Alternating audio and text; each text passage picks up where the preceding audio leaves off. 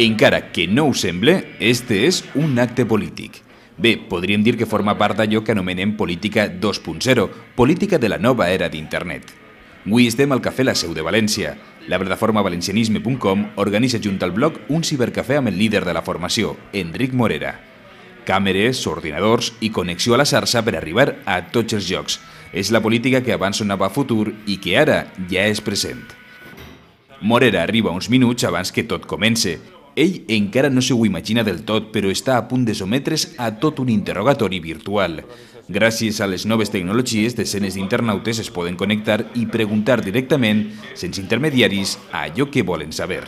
Les pregunten, Enric, com creus que quedarà l'afer de la llei valenciana de règim econòmic matrimonial?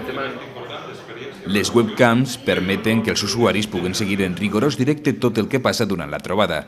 Política econòmica, social, senyes d'identitat o noves tecnologies són alguns dels temes que van apareixent, però també es parla del pròxim congrés que el bloc celebra a finals de febrer i que ha alçat un especial interès entre els valencianistes per la seva transcendència. Per a Morera, l'aposta per les noves tecnologies significa clarament poder arribar a tots. Anem a més, volem anar a més i volem aprofitar les noves tecnologies per a créixer com a projecte polític i per a trencar la barrera informativa, el silenci informatiu que ens han imposat el PP i el PSOE per a tancar la veu digna del nostre projecte, del bloc.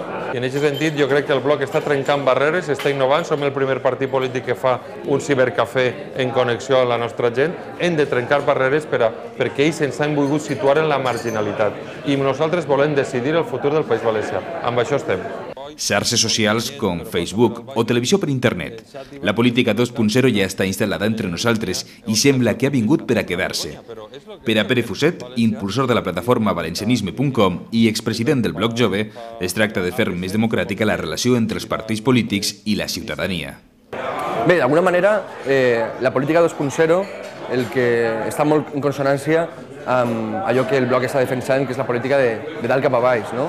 Nosaltres el que hem volgut d'aquesta manera és demostrar que no tenim cap problema en donar la cara i escoltar al votant i a l'electorat i al ciutadà per a que plantegi aquelles coses que són les que vol sentir i que no té l'oportunitat de sentir en altres tipus de mitjans. Sí, seguir un míting des de casa i poder fer preguntes a l'ordinador potser tinga moltes avantatges.